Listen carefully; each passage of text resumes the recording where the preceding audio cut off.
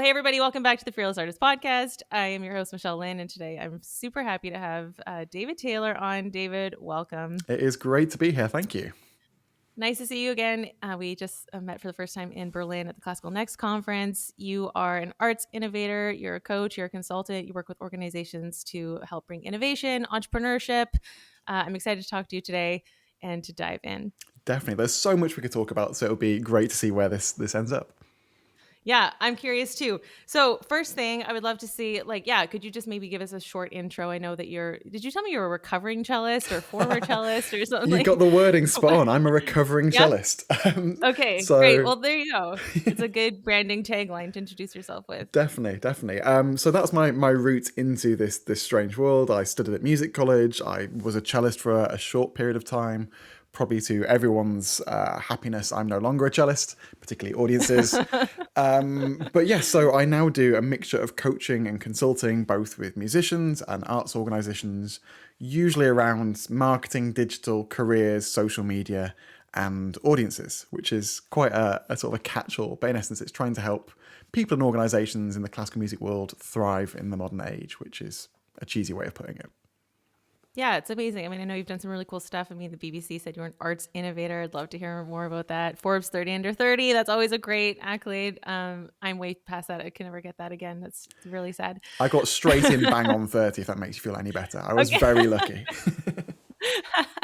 That's awesome. So I'd love to hear what kind of organizations you work with. What's the change that you like to make, and what's the big message behind what's driving you? Really good question. So organizations, that's the easy one. They are usually based in the UK or Europe or United States.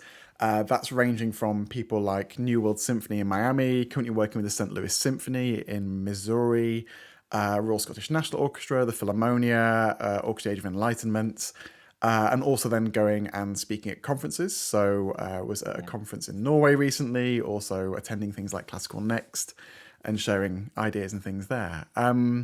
When it comes to sort of the big message that I try and share, particularly with organizations, it's that the status quo isn't sustainable and that we're trying to replicate a 20th century model in a 21st century world. And that change is something that's needed, but also change is something that is not expensive either. Particularly in digital, we keep fretting about the cost of all of this and is it expensive and what is the possible return on investment.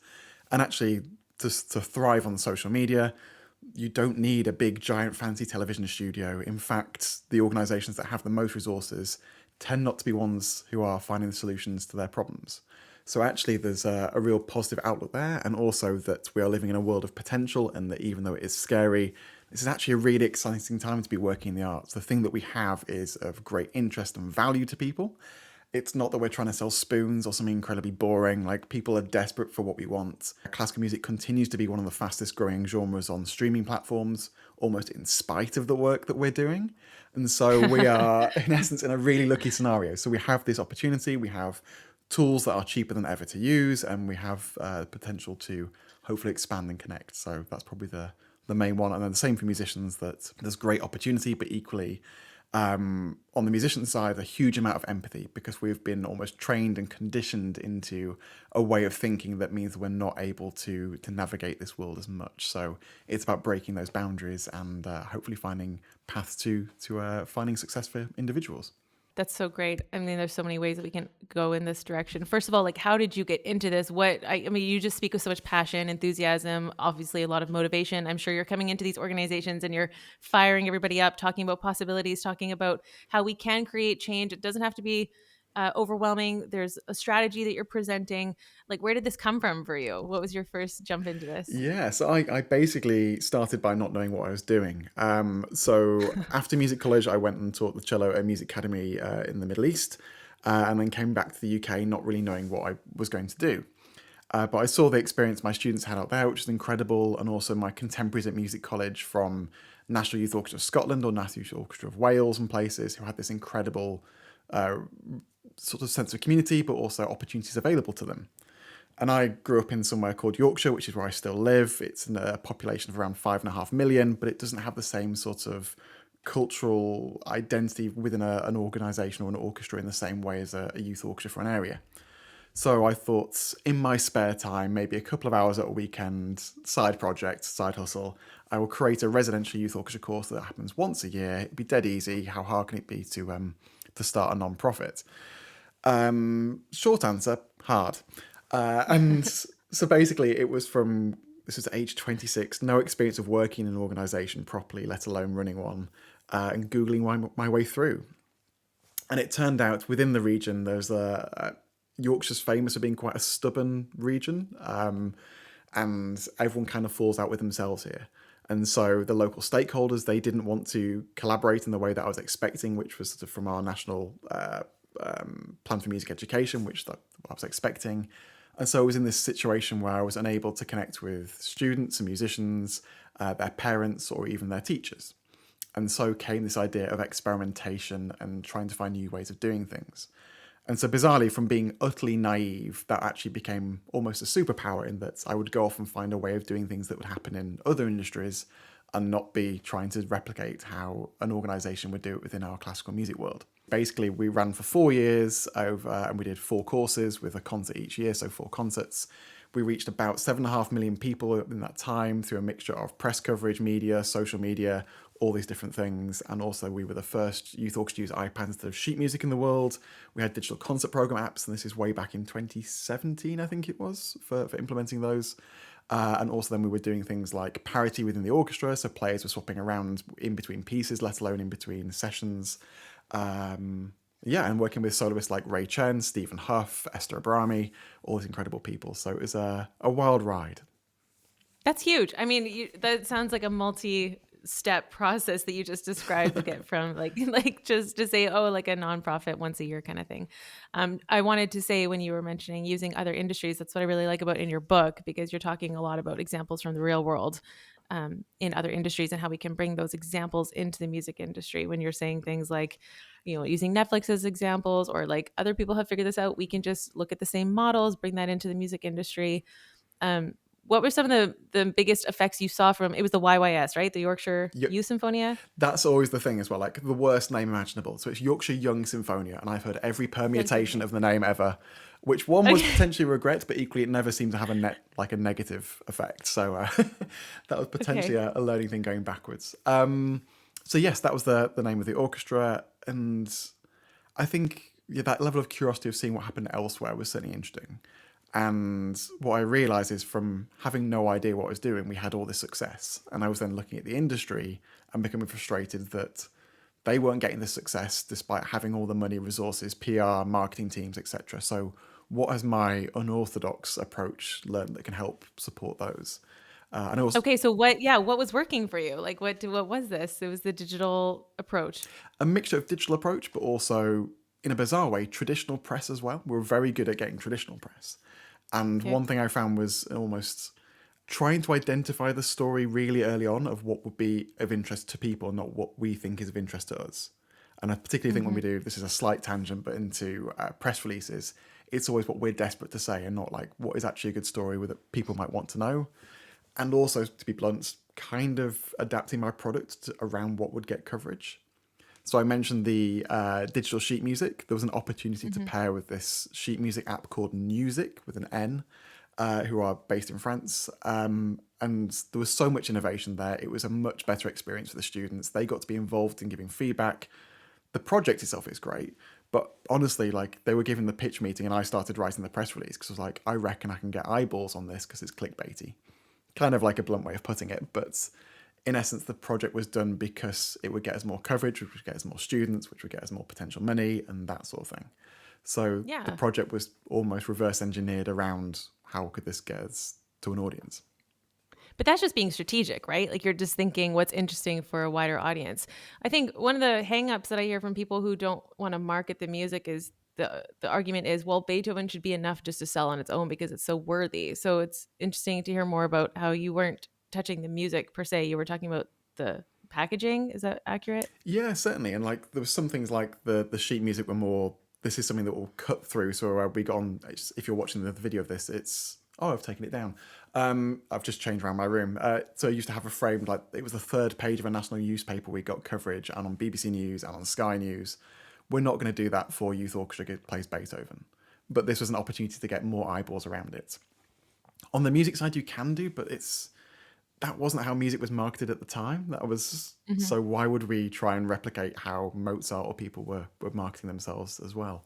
Or we should be doing that. Sorry, that they weren't doing. Here's a new piece. It was around the experience and models and those things. And I think the world has changed. There's so much competition for time now. So we have to compete with Netflix, football, books, computer games, wine tasting, all these other things that weren't necessarily in our faces in the way they were before. So we have to really make sure we can identify what the value proposition is early and demonstrate that rather than just say, would you like some music? Right. So when these organizations, and you name some really huge names, I mean, it's super cool. You get to work with these big orchestras. What is one of the first things that first of all, what are they bringing you in for? And are you giving them what they think they're bringing you in for? Or are you like, actually, this is what you need, you know? Good question. So I've started with a model that's usually a very light touch at the beginning to kind of address the point you just mentioned, that which is, am I going to come in and do what they want in essence? And that's sometimes what the original conversation isn't actually what the organization needs. So that's why I Right. usually Yeah. start with a very small, light evaluation to try and just sort of lift the hood, see what's kind of the possibilities that are available, but also the challenges that they face. I'm yet to find two organizations that work the same way, so that really helps with um, identifying what could be a solution for an organization, because the same answer doesn't apply everywhere. And then from there is either a mixture of creating strategies for them to go forward, staff training. In some circumstances, I've got my hands dirty, so I did a long project with Leeds International Piano Competition a couple of years ago, so I was in-house for 9 months. And that was creating the content, leading a huge digital transformation of the organization. So it's quite varied on that side. And organizations, sometimes it's like one person who has marketing as an element of their role through to here's an entire marketing team. Can you jump in a little bit to the Leeds piano competition? Because I know when we chatted in Berlin, you showed me like the case study, and there was some really cool stuff in there. I'd love to just share that a bit. Definitely. So the big fancy stats from there is that across all their social media channels before, they were, I think, around 4,000 video views per month. Fast forward to 6 months' time, this escalated to 1.5 million video views per month, and this was with zero advertising spend. The journey of going through there was, in essence, identifying content that they could use that they had already recorded, because they were once every 3 years, this competition, so there isn't really a vast amount happening you can post about in that time. So Right. we're Which is super pertinent mm, for people listening because they're always saying to me, "Oh, I don't have any concerts coming up. What can I post about?" And you're saying, like, digging into the archives, you went from 4,000 to 1.5 million views. So, yes, and with that as yeah, well, some okay. of it That's a good was point. repackaging what was there, so it wasn't purely here's a performance and walking away and hoping that the music speaks for itself. Right. We had a series where it was the scrolling sheet music, which you may have seen on social media, where the music sort of flies by as the music's playing, and that was repackaging the content into shorter clips to be able to do this, but also in a way that is going to be grab people's attention. It is a great knowledge equalizer. So if you don't know anything about music, you see things moving and passing a line. So anyone can do that. They've played Guitar Hero, or they know the concept. But also, if you are a full nerd who wants to do Shankarian analysis, you can also get like value from it as well. Right. So that was a great equalizer, as well as driving our engagement. And then we were able to do longer performances as well. Yeah, and then really leaning into what could be of interest and of value to the audience. It's when I do presentations on this, I joke that our sort of innovative, groundbreaking strategy was we made some content that people would like, and then we just did it over and over again for a long period of time, which is Yeah. groundbreaking, but also it's actually hard and I mean, it it's sings. funny, but like that's what we learned from Gary Vee and Mm. Alex Hormozis and everybody saying like find what works and then double down on it. Like find what your audience is interested in. And so you're saying like old footage, you're bringing awareness to the festival in the in betweens of having the competition itself. What were some of the other things that you were bringing to the organization? Yeah, so part of it was also then looking forward to the broadcast of the competition itself. Previously, they're broadcast on Medici TV and also BBC Radio 3, and there's a highlights program on the BBC itself. One of the things we identified is that they were constantly giving away their audience to third parties and not retaining it for themselves. Their social media following was quite small, and in essence, everything they did would be almost to benefit Medici TV. So what we decided Right. to do was bring streaming to be both on the Leeds International Piano Competition website, but also on Medici TV.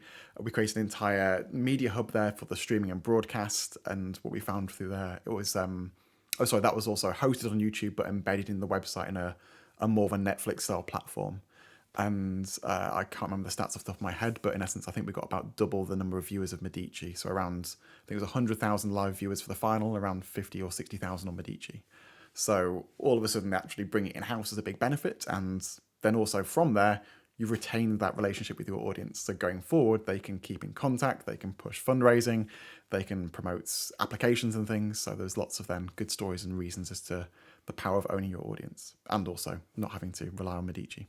Right. So it sounds like you, like, to summarize very briefly, like, it was visualize, got the visibility up of the organization, Yeah. huge numbers, and then you found a way to retain them so that you can keep talking to them, right? So when we're talking to our freelance musicians, we're talking like the social media strategy that we really try to hone in on. It's not just about the views, because we don't need millions. And you mentioned this in your book too.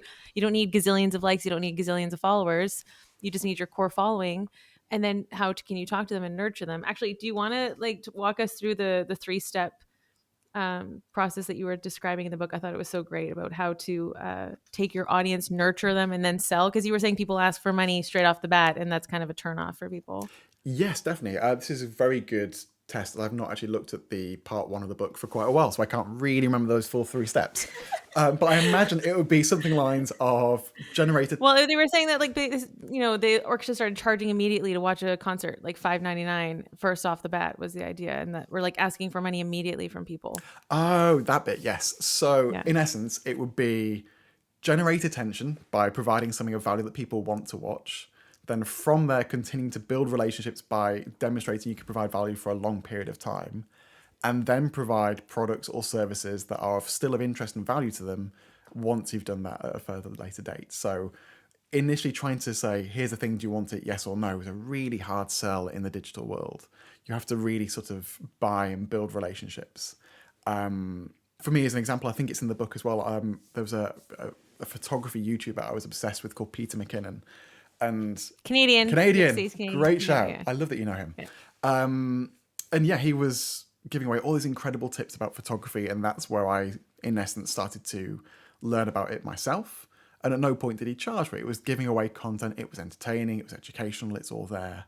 But from there, he had like an additional ring of products and services you could get, like presets for editing. He had his own range of merchandise and these different things. And then he also got sponsorships because people then want to sell to his audience. So all my camera equipment is Canon, pretty much primarily because he shoots on Canon, and therefore that was my like route into all of this. So there's all these different. It's more of an ecosystem of monetization rather than being this direct transactional model that we used to from the 1900s of it being, here's the thing, do you want it, yes, no. This is now a sort of a wider ecosystem. You're not quite sure where people jump in, and equally where they're then going to jump off for some sort of purchase. What would you say to the freelance musicians who are saying, whenever I post on socials, because most people are using their accounts to like, hey, I have a concert coming up, you should come. And then they don't post at all for the next 3-4 months. How would you encourage them to embrace this ecosystem, like you're saying, of creating value, offering value? What does that mean for a typical freelance musician? Yeah, it's a really good question. I might actually jump back a step as well, just to sort of go through Yeah, this. So I please. think Yeah. when it comes to a lot of social media, a lot of the advice, particularly from like record labels, is like Instagram's a really important platform, therefore you should be on Instagram. And we tend not to think about the person who's making the content and their skills and strengths and their preferred communication styles.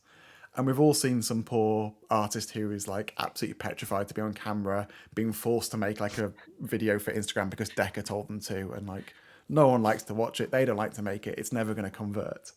So when I work with musicians, I always go into like, how do you prefer to communicate? Do you love writing? Is it long form? Is it short form? Are you great at speaking on camera? Are you great at speaking but you hate being on camera? All these different things. And from there, find the right platform for you and the right type of content for you, rather than trying to like keep forcing yourself into being like square peg round hole type scenario. Yeah. So that would be the first part of the ecosystem, is identifying like what works for you as a person, as a human, and then lean into it, regardless of Yes. what the world says. And then from there with the ecosystem, I think trying to identify what could be of interest or value to people. And from there, you can also say, what's of interest and of value to me? Like, what do I get excited by? Because we're in a world where you can now connect with those people who find the same things. There was a whole world on YouTube of train spotters. And I imagine historically they would have been quite isolated. And yet that's a a niche. So if that's thriving, I imagine there'll be someone who's also interested in your element of Baroque music or period ornamentation, all these different Are you things. following the train spotters? I am not, but like I live near a big No. train station in the UK, and they are there relentlessly. Okay. So yeah, it's a world. So that'd be my first point, and I also have a slight hack when it comes to like this temptation to always bang on about your concerts, because understandably you want to sell tickets, but also it's the main thing that's happening. And we've all been there and done like I am delighted to announce type posts, and we all know they're cringeworthy. When we see other people do them, we cringe, and yet we keep doing them ourselves. My, Right. my initial hack for it would be to change it to I'm excited that I will be doing X because Y. It's the same Mm-hmm. type of post. You're still saying what it is that you're doing, but all of a sudden you get to talk about the reason it's interesting, and that straight away sort of turns it into being valuable. It's like, I'm so excited to be playing this because I did it when I was 6 as my first concert, and it's great to revisit the music, or the music of Bach is really powerful to me, and this is something that's really special that I look out for, that's really interesting, and I've been working on this particular technique, or it gives you such a range to be passionate. And that's, I think, where social media works really nicely. There's someone who used to be Yeah. the head of marketing for the Queensland Symphony Orchestra, who was incredible, Matt. And yeah, so here's this like fascination with their musicians. When he talks to them in the pub about music, they're so engaging and delighted and exciting. And yet when it's speaking to like them on stage about music, they go into being really corporate and quite boring. So it's giving Yeah. you opportunity to be passionate about what it is that you do. I appreciate you bringing up the multiple platforms. It's something we've been discussing more and more in our community, because there are people who prefer the blogs, and there are people who prefer long form writing, or even just expanding on Instagram captions. I mean, I really appreciate your newsletter that's coming through. Is it monthly, right? I think Yes. it's, yeah, super fun, really interesting, lots of different things in there to poke around about. And you're creating connection with your audience, you're creating your relationships, you're nurturing them over time, and you're not doing a ton of talking head content or Instagram stuff. So we are trying, we have people in the membership who are saying, oh yeah, like I prefer the blog. And for us, it's like, yeah, do whatever you like. Deanna has her mom and kids blog. It just needs to be consistent. You need to be consistently building your relationship with your audiences, whatever form that takes. And I think I'm still always going to say, you're talking to people in person, let them see your energy, let them see your face, your tone of voice, your personality, your enthusiasm. And so if you have to talk on stage anyway, just bring that onto the camera. It's going to make people like you that much faster. But I totally appreciate like the people who want to stay behind and writing the words, and I think that's equally as valuable. Yeah, and I think it's good to be out of your comfort zone, and this will always feel weird and awkward. It's just working out if one, it's playing to your strengths, or if it's like a step too far. Right. The example I use is that I worked with a clarinet from an orchestra in Mexico coming out of the pandemic, who was late 60s, digital novice, had no social media of any kind personally, let alone professionally. And to her full credit, identified that YouTube was a really big thing for musicians. And so I had this wonderful idea of a project and wanted it to be a YouTube channel. And in our first call, we found out that she hated being on camera. She absolutely was petrified about the idea of video editing and had absolutely no idea how to use a video camera. So we're like, the whole journey would have been this huge uphill struggle. But we found Yeah. out that she loved writing and didn't hate photography. So we just switched her idea to being a written format that was relying on blogs, because that's where she get her energy from. And if you're energized by something, it's more likely to be sustainable. But Mm. equally, you're totally Hmm. right about this presentation. People love files, smiles and faces. And it's a great way to build relationships with people. Yeah. Yeah. Absolutely.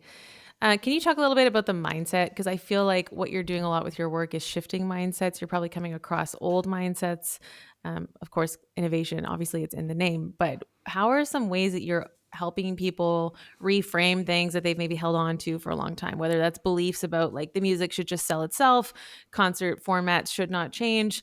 Why should we have to do anything extra? I mean, I love the idea, the photographer that you mentioned, the YouTube stuff. He's got the merch, he's got the affiliate links, he's got the, you switched to your iPhone because he was recommending the camera. Like I get that, but I can imagine a lot of people are like, we're here to play music. We're not here to be this like Disneyland for people to come in and pick and choose. Like, how are you presenting this message? And then I'd love for you to share some case studies or results that you see, like transformations. Yeah, definitely. So I think, particularly with musicians, the most powerful thing that I've found is that actually highlighting that we always used to be entrepreneurial. That was our default Mm. setting. And like going back to Mozart and Paganini and people, like they were entrepreneurs.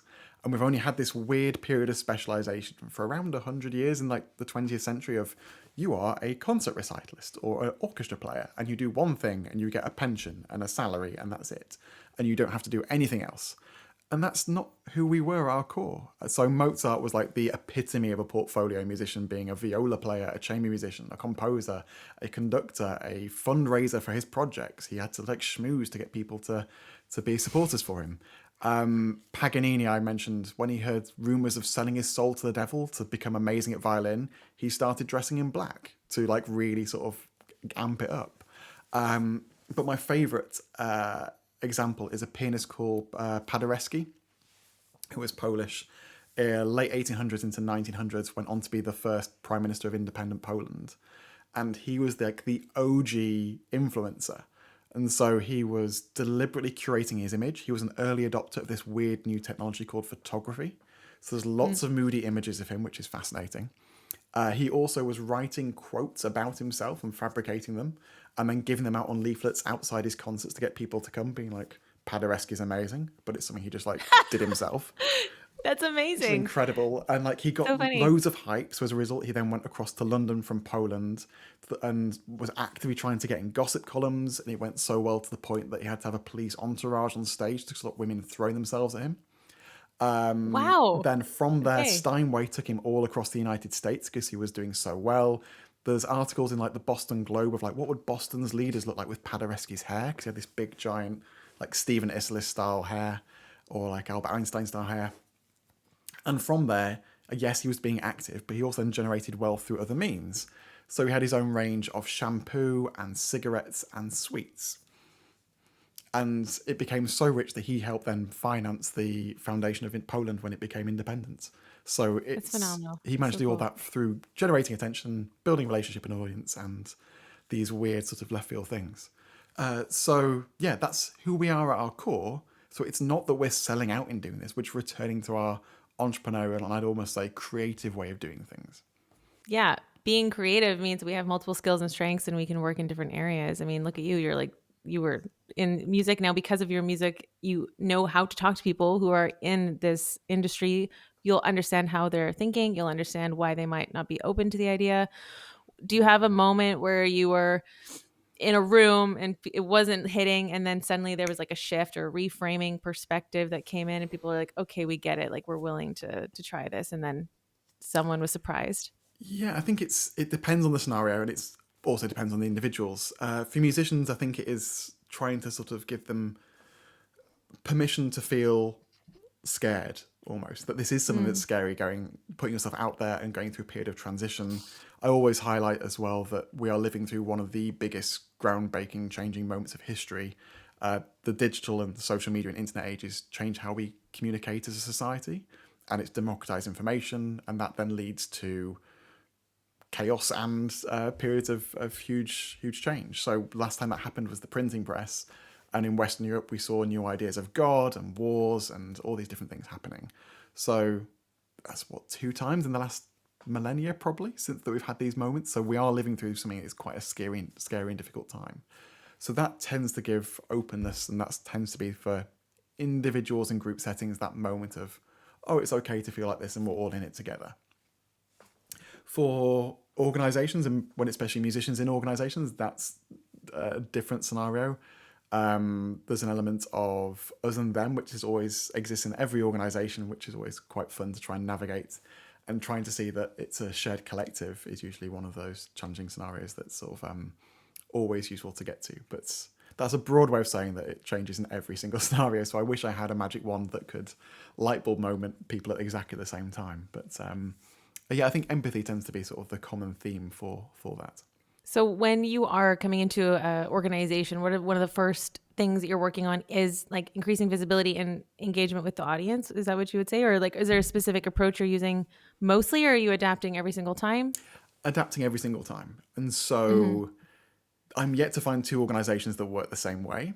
So the first thing I do is, in essence, it's more an audit, and that tends not to be like, what have you done that's been like good or bad? It's more like, how does your organization work? What are people's Right. workloads? What's happening, etc. So, for example, I was working with one organization and they do about 4 or 5 concerts a year and they rehearse the day before. So, getting any musicians to be involved in making content is an absolute nightmare because if you do that, it's like, great, we've got a day to sell and promote this, which probably isn't going to be of a lead time. So, the solution we found from going through was identifying that as being the main challenge. So, in essence, we just came up with a template that allowed them to fake it. So, in rehearsal one for concert one, they were like capturing content for concert two in 2 months' time or 3 months' time, and would just fake it the whole way along, but giving themselves a process and a template to enable them to do it. So, that was That's like smart. a scenario of doing it. So, that solution wasn't going to work everywhere. For example, I mentioned Leeds. The way that they succeeded was having 40 years worth of archive footage, although at the time they didn't own all of it. Like, that's not something that is accessible to everyone. Also, a lot of their former participants have gone on to be big names as well, which also helped. Again, that's not suitable for everyone. So it's identifying what is realistic within the resources an organization has. Yeah, so you're coming in, you're looking at the audit, you're seeing what's available, what pieces you have, but the general strategy is scaling, is visibility. What's like your main Yeah. angle when So you come in? usually scaling visibility, but also workflow. I tend to identify, like, my metrics usually process rather than results. So if we can make it that Okay. people are creating content consistently in an audience focused manner in a way that we think is quote unquote good content, then the numbers hopefully take care of themselves at some point. Yeah. I mentioned that project with Leeds. In particular, the our main success was on Facebook, but it took us 4 months to see a difference on Facebook. So after 3 months, if we did like an audit of like, is it working or not? If it was purely on metrics, we would have said no. But if our paradigm for looking at it is like, are we creating content we think is effective? Are we posting regularly? Is it audience focused? Are we getting engagement that's a type of engagement we like? Then it was successful. And then eventually we got to the stupid number side. So it's, Wow. yeah, kind of in the same way of it being music. Like, I'm slightly fascinated that we tend not to use our music brain for our business brain. And that if we were like, have I played all the notes in the right order after my first lesson? No, it's not going to be there. But like, am I practicing in a way that is going to be methodical going forwards and set me with good technique? It's those sort of things. So it's yeah, process driven. Yeah, so people giving up before they even have a chance to see results. Yeah, I'd love for you to share more about audience focused. How do you switch the messaging on like say, if you were promoting your upcoming cello concert or to an arts organization? I mean, I know you have this big thing right now about like season releases and they're being super boring. So I'm assuming that that's not an audience focused piece of content. So is that maybe something that you would start by saying, let's shift this messaging, and how do you do that? definitely. So the cheesy phrase that you can come back to is social media is media that is social. And having that as like an initial mindset, even though it's cheesy, is it how it's a really good way of like, why are we posting this? And if you're just Right. announcing like, here's a list of things that are happening in the next 12 months, Yeah. it's not necessarily interesting. Even though those products could be interesting, that individual piece of content isn't going to get attention. And if it's not getting attention, then it's not doing service to the thing you're trying to sell or promote or create. So for me, audience focus would be like, are we communicating in a way that sounds natural to other people on the platform is a big one. And then also, is this going to be something that would be of interest to people who we're trying to connect with? And it's cool, that's basically it. You can really dive into it on a more deeper level, but that's sort of the initial foundational parts. With it being social as well, that's then more of like an interactive or communicating style. Um, Brands like Duolingo are always fascinating at being like quite sassy on social media. Ryanair, the airline, again being like very personal, like probably to a level I wouldn't recommend to any other Right. organization. But that Yeah. level of they're able to communicate in a way that feels natural and authentic, and therefore that gives them license and a platform to really experiment and thrive. So, for example, season launches, it'd be like, why am I putting this on? What's the stories behind this, both in the music themselves, but also in the organization or the event or the people participating? And then from there, you've probably got a lot of content you can create from people's own individual journeys to playing, something about their instrument, the setting it's in, all these things that are exciting. And ultimately, if it is a concert, demonstrating the experience of the consumer. So it's when you watch things like perfume adverts, it's not like a list of things that the perfume smells like. It's the experience of wearing it and the sort of person you become by wearing it. In a similar scenario, like, what would it be if I went to a concert? Would I enjoy it? Am I stood on my own like a lemon, or is it fun and I get to meet friends? And like, those sort of things. So anything you can do to showcase that. So I think we're now seeing some really good season launches in classical music. So there's definitely a turning of things there. There's still some absolute shockers, but it's great to see some experimentation and community building as part of it. Do you have one in mind that you recently saw that you were like, okay, they're on to something here? Minnesota Orchestra 2 years in a row have been phenomenal. They're really good. The most recent one is sort of like around the power of music and why to come. I can't remember the wording exactly, but it's lots of like mini quotes from the audience with like really emotive music in the background. There's a really sweet clip in the middle from a small kid who's talking about like how fun it is for him to come to these concerts and things and how it moves him. And it ends with like a small montage of like the faces of the people who are involved in creating it. So it's you get that connection and its sense of it being emotive. It feels very to me like Christmas adverts of that whole like tearjerker, like, oh my god, this is a special thing that comes around every year. So they're my default go-to, but there's some really interesting ones elsewhere which are always good fun to have a look at. There's one from Luxembourg Philharmonic, which was a pick and mix concert season launch, and the idea being around that you should try different things from your season subscription, and it was all around food and pick and mix, and that was quite quirky and standing out. So the marketing then suggested how you should then engage with the concert season, which I thought was quite fun.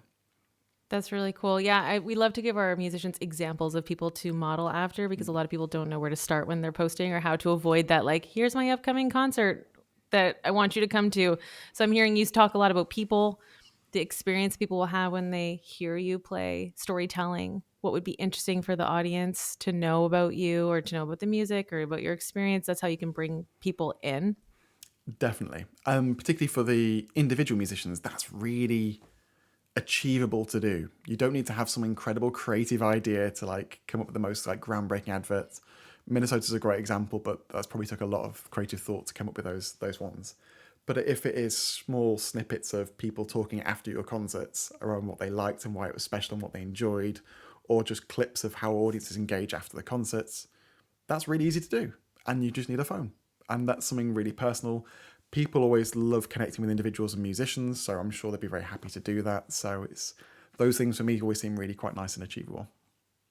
Yeah, that's really smart. I was actually thinking about that this morning with my concert series. But like, there's this one girl who saw a poster one time and then she came to every single concert afterwards and she's always so excited and she's bringing new friends and they're in the psychology department. And it's a perfect example of there is an audience out there. We just need to find them and connect with them and stay engaged rather than saying classical music's dying, the audience is dying. It's like, well, no, we need to bring the messaging in a way that speaks to a wider audience. Definitely. There's a famous cellist who lives just north of me called Jamie Walton, and he lives in the North York Moors, which is a really rural area. And he set up a music festival there for people who live in the area in the moors. And the audience there would be the most sort of traditional, easy listening, classic FM type audience of Lark Ascending, maybe Beethoven 5, probably nothing more adventurous than Tchaikovsky sort of scenario.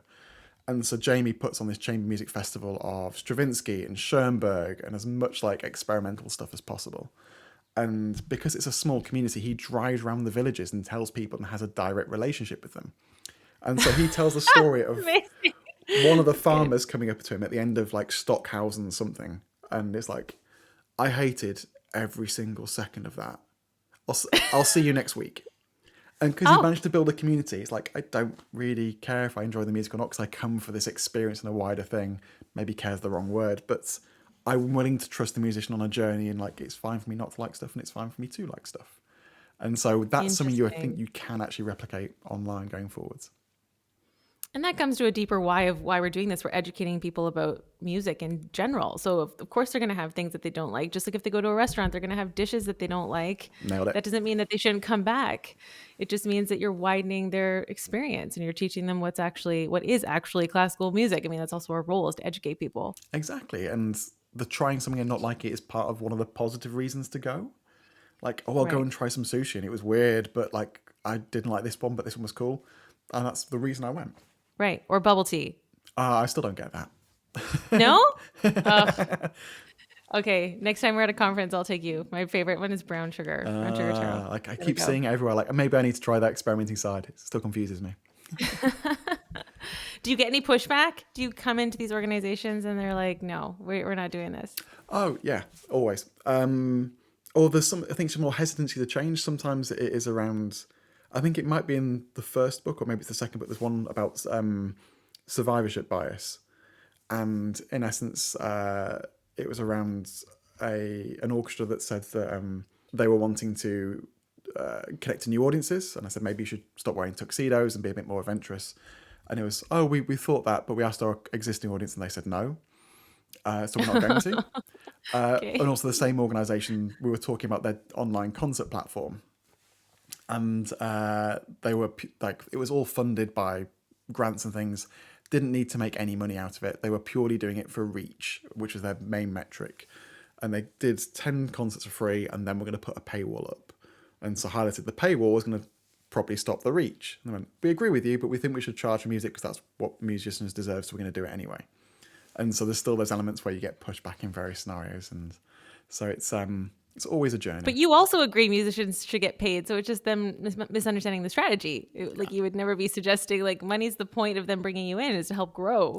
Yes, Yeah. yeah. So Okay. those Well, I things mean, I don't need to tell you that. I'm just like, wait, what? Like there was obviously a exactly. misunderstanding here. It's sort of this like again direct transactional thing, and it's again like with streaming music, it wouldn't be like you have to pay me every single time you listen to my song, and that's kind of what they were trying to replicate for the Netflix style. So it's Yeah, yeah, yeah. there's various challenges on that side. So there's always elements of friction. It's never from a place of we don't want to do things. It's always usually from fears, anxieties, challenges, uncertainty, and also if business is difficult, any sort of experimentation is going to be risky, or certainly feel like it's risky. Right. Okay, you mentioned earlier your magic wand. So just to wrap up, if you had your magic wand, you wave it. What's changing about the music industry? Ah, that's a good question. I have like 50 answers, but not one. Um, Multiple answers are allowed. it will be a culture change to a culture of experimentation, and that trying new things, both as an organization, as individuals, is encouraged and positive. Because I think most of the time it's that we could never change, and anyone who tries something new gets like knocked down instantly. But the idea of if we did, we celebrate all these composers who really push the boundaries historically. So we should probably do the same celebrating of people trying to do that now, both musically and also organizationally and business wise. What's the first step to getting there? Getting me a magic wand, I think. I think and maybe on this side it starts with individual musicians and or us as a Okay. collective, and that if we start to be empathetic towards each other when we see things and supportive, regardless of what they're doing and whether we agree with it or not, that'll start to be a process going forwards. Oh, that's interesting. That's interesting because there's been so much hate on people who are trying new ideas or reformatting concerts or, Yeah, making different attempts. And then the purists, let's say in quotes, are like, you can't do that. You're ruining our tradition. yeah, So, yeah, I love that you shared about the original entrepreneur, Mozart. Like yeah, how people have done this stuff before. Portfolio careers. I remember I was walking by a statue and it was listing his career and it said, philosopher, composer, organist, church pastor. It was like, okay, people back then were doing more than one thing. yeah, And now in our current age, it's like, no, you can only play one instrument. And by the way, it has to be one genre. yeah, And by the way, it should only be Baroque music and you have to be a specialist. And that's the only thing you can do all day, or else you didn't practice enough and you weren't serious, yeah. right? And what do you mean So, you're teaching? If you're teaching, you've obviously failed.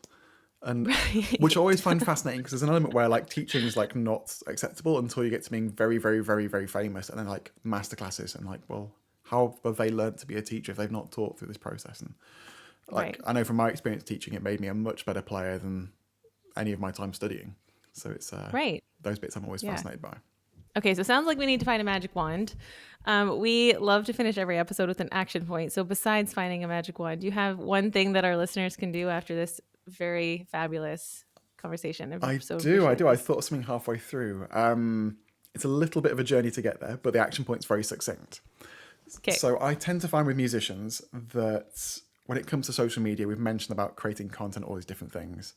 It still feels quite draining to come up with ideas, particularly when you're on concert day. And coming up with social media content is a creative endeavor. So your creative battery gets drained in doing it. And if you're doing that on concert day, you're draining your battery when you need to use your creative battery for your main thing, your performance. And so therefore people are either nervous about posting, they get paralyzed in what to do and post or create or do something. And that's scary. So my takeaway is templates. I love templates. So starting off with a piece of paper of like whatever possible potential thing you could think of as a type of social media post on a concert day. And then next piece of paper, getting rid of the ones you don't like. And from there, you're left with a menu of possibilities as your template. Mm. And that could be, make it really granular. So like photo looking out from the stage, photo looking in from the stage, photo outside the concert hall, photo outside the concert hall with me in it. And like as most painfully basic stuff as possible.